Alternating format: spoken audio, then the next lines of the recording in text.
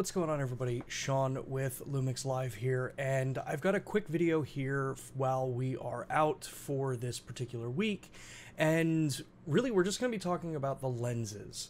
So as many of you know, we have recently launched the G9 Mark II, and it shares the same chassis as the S5 Mark II and the Mark II X. So I thought this was a perfect opportunity to actually really talk about the systems as a whole and where you will see benefits between both of these two different platforms.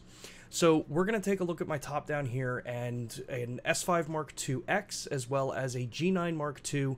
Both of these cameras are in the SmallRig Black Mamba cages, and we're just going to kind of go through and show what you get when you are going with Micro Four Thirds versus full frame and some of the key differences that you'll notice here. So when we start looking at the top down here, you'll see I've got my G9 Mark II here on your left, and my S5 Mark II X on your right. Now, because we have this unique opportunity that both of these cameras are utilizing the same chassis, we can do a true size comparison here between full frame lenses and Micro Four Thirds lenses. So on both of these cameras, I have 24 to 70 millimeter lenses. So field of view is what we're talking about here. Now on my S5 Mark II X, you'll see I have my Sigma 24 to 70 f2.8 with the lens cap and the lens hood attached to try to keep this as fair as possible. On my G9 Mark II, I have our brand new 12 to 35 f2.8 Leica series lens, again with the cap and the hood on for fair comparison here. Now, what is, I think, super important to think about here is that while both of these kits are giving you the same field of view, you are being able to take advantage of what Micro Four Thirds as a system offers you, and that is a smaller, more compact kit overall. It does not necessarily mean that the cameras themselves have to be smaller.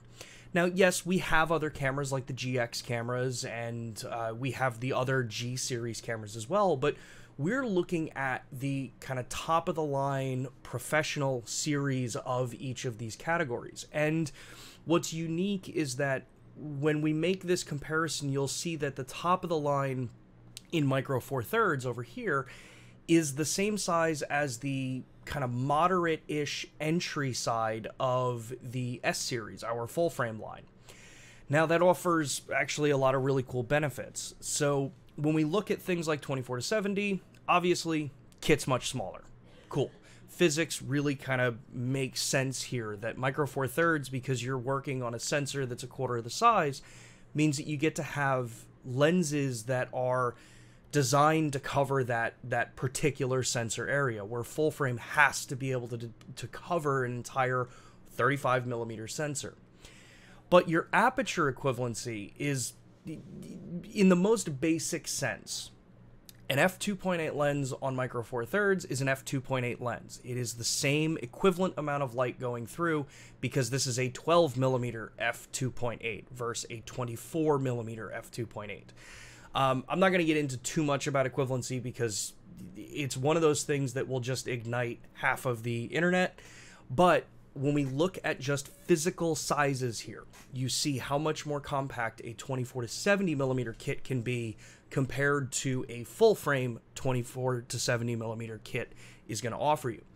And this is one of the reasons why for my upcoming trip, while I am away for this week's stream, I have actually preferred to take my G9 Mark II and a bunch of lenses with me, because this is a vacation that I'm going on. This isn't a work trip. This isn't something where I have to bring certain equipment with me. I get to pick what I want to bring with me. And in the entire time that I've been working with both of these cameras, while yes, full frame has its strengths, Micro Four Thirds offers, in my opinion, a much more enjoyable travel kit with you.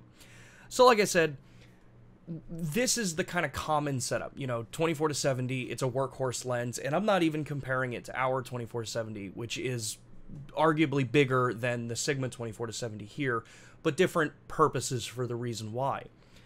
But it gets actually even cooler when we start to go to something like the longer telephoto lenses.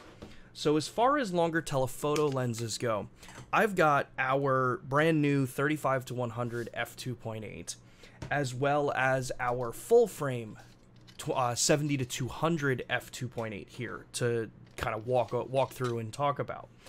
And what I think is super cool about this as we go to the overhead is that here is my full frame 70 to 200 f2.8. So that is the one in the back here. Now, our 70 to 200 2.8, it is an internal zooming lens, so you don't have anything extending out from the barrel, and you get an f2.8 constant aperture. Awesome. Another nice benefit on the full frame one is that we have the focus clutch, so if you're someone who's doing measured focus marks, awesome, you've got that capability. But when we look at the Micro Four Thirds equivalent, this is where you get really cool with a lot of these, kind of capabilities in Micro Four Thirds, is that these two lenses are going to be giving you the same effective field of view. So 70 to 200 millimeter, if we are measuring everything on 35 millimeter as being the standard focal length. Now, while you don't have the focus clutch on the 35 to 100 like you do on the 70 to 200 f2.8, we have actually shifted the way this all works in that on our cameras, modern cameras, G9 Mark II, S5 Mark II, Mark IIX, a lot of the newer cameras, we've now added the ability to do linear manual focus in the camera. So while this is an awesome feature to have, having the clutch, it's not a necessity as much these days anymore because we've moved to that higher precision for what our motors are being designed as. For instance, we use a lot of linear motors in the vast majority of our lenses now, and that allows us the precision that we need to be able to move this ring and actually program how far do you want that ring to turn to get you from near to far focus. How do you want it to respond to the speed at which you rotate this lens? Are you someone who would prefer it to be able to make a quick shift with the lens and have it jump really far? Or do you want it to be a very repeatable, programmed kind of shift there? So both of these lenses are going to get you all of the same features. They're both electronically parfocal. They're both going to get you that manual focus precision that you may want. And both of them take full advantage of the new hybrid PDAF system that we're using in the G9 Mark II, as well as the S5 Mark II and the Mark IIX. But you can't deny the fact that in Micro Four Thirds, if I am making a trip and I'm traveling and I say, I want to make sure I have a 24 to 70, I want to make sure I have a 70 to 200 with me. I don't know about you, but I would much rather take the kit that's going to be overall smaller than the kit that's going to end up having to have the more traditionally sized full frame lenses for me. There are cases for both. I don't want to diminish that fact that full frame still has a huge advantage in a lot of areas. But when it comes to things like reach, when it comes to things like overall kit portability, Micro Four Thirds still has a massive advantage over full frame. When you start to get into the nitty-gritty of equivalency and what some people want to argue about online, that's where some people try to push the point that Micro Four Thirds really isn't that much smaller, but the fact is that it is. And I can show that actually when we start looking at even longer telephoto lenses. So I don't have an exact equivalency here for the next set of lenses that I'm going to show you here, but I have what I would argue is probably close enough to kind of really get the point across. And that is with our brand new 100 to 400 millimeter. So if we take a look here, I've got the brand new 100 to 400 millimeter, and you can tell this is the new one because it has the focus limit switch or the zoom limit switch here. And this is the switch that if you are wanting to use the 2x teleconverters, which there actually are no new teleconverters, it is the same teleconverter that we've had. There may just be a slight new part number depending on the region that it's coming into. But this lens gets me an effective 200 to 800 millimeter field of view. Huge range. But the closest I can show at the moment when it comes to full frame is actually this lens here. Is actually the Sigma 60 to 600 millimeter. So not exactly a fair direct millimeter to millimeter equivalent because I don't have a 200 to 800 millimeter in L mount. But again, what you can see is just how much smaller this newer lens is for the system. And that even accounts for when you actually start to look at these things when they're fully zoomed out. And I've got the hood reversed on this, and you can see that I can barely fill my frame with this one out at 600 millimeter. So if you think about that, that is 600 millimeter. That's a really long lens. It's a great lens. It's a fun lens to shoot with. But if I know that I'm doing a lot of longer telephoto work, these lenses are heavy. They're not always going to be the ideal solution for everybody. Some people want a smaller kit that's going to get similar image quality, but also be able to get you into those positions where you can reach a lot further, but not need to deal with the weight. That's where our 1-400 comes in.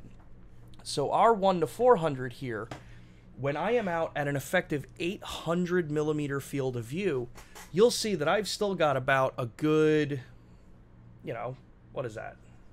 1, 2, 3, a good 4-5 inches in a smaller overall kit. And this is before you even start looking at putting teleconverters on these lenses. So image quality wise, when you start talking about these ultra telephoto lenses by comparison to the full frame equivalents, you start having to, you know, kind of make up your decision here. What is your priority for an overall kit? Are you someone that wants to be able to go ultra small, ultra compact, ultra lightweight? Then Micro Four Thirds is going to be the choice for you. You're going to get very similar image quality, especially in the vast majority of scenarios that it matters. And on top of it, you're going to be able to still have a lot of the same features and functions and controls that we already offer in the full frame. Now, for someone like myself, I jump back and forth between full frame and Micro Four Thirds a lot, clearly, because I have to be able to explain a lot of these things to everyone here on Lumix Live. But what made this particular release that much different is that for once, and I believe this is a relatively specific thing for mirrorless hybrid cameras. I want to make sure that I make that clear that I'm talking about hybrid cameras, not cinema cameras, because I think I made a statement a couple of weeks ago that, to be fair for the person that commented there, you are correct, there are other cameras that utilize the same chassis. But what ultimately is so cool about this setup is that if I am in the particular position that I'm in right now, where I need to, you know, figure out which kit I want to bring with me on a trip, I am so used to working with my S5 Mark IIX and my S5 Mark II. I have really good, you know, kind of button memory. I know how the camera works. I know where everything is on it. I can quickly move between modes. I don't really have to look at the camera anymore. And I know what its overall functions are, whether that's I want to use SSD recording, whether I'm using SDs, so on and so forth.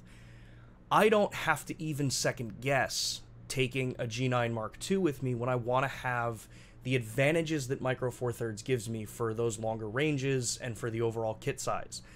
I get to actually take better benefit of things like faster burst rates because the Micro Four Thirds sensors are faster than full frame sensors for the most part. I get to be able to do things like handheld high resolution shot mode, which I don't have on the full frame cameras.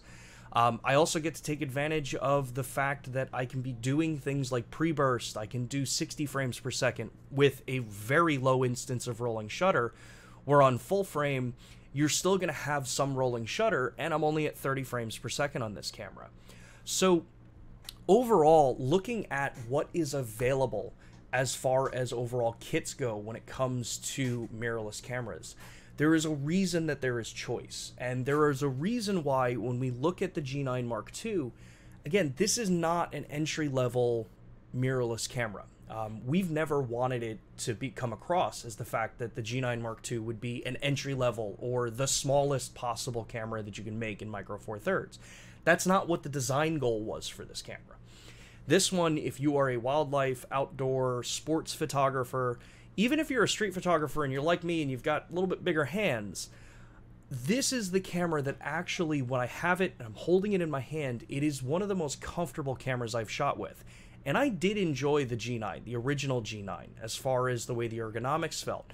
But the updates that have been made to this camera, for anyone that is concerned about, well, we changed the grip or we took the top LCD panel off, it is one of the cameras, like most these days, that while yes, we get super comfortable with what was designed in the past, we often get ourselves to the point where we are not willing to even put the newer camera in our hands. And I highly encourage you, as you get the opportunity to get this camera in your hands, do it. Because if you came from the G9, the original one, I have a very strong feeling that this camera is going to feel very similar to you, because it does to me. And I have the ability to work with all of our cameras across the board, so it doesn't matter what I work with. So definitely take a look at these. You're going to get a lot of really cool functionality out of being able to take something like the G9 Mark II and a kit as a whole. And just to put it into even more perspective here, so as I said, I am away on vacation this week, and I had to make the decision, well, what kit do I want to take with me? And obviously, as I said, I'm using this G9 Mark II here, and I'm showing you with the 24-70 and the small rig cage on it. But this isn't the camera that I'm taking with me. This isn't the exact camera I'm taking with me.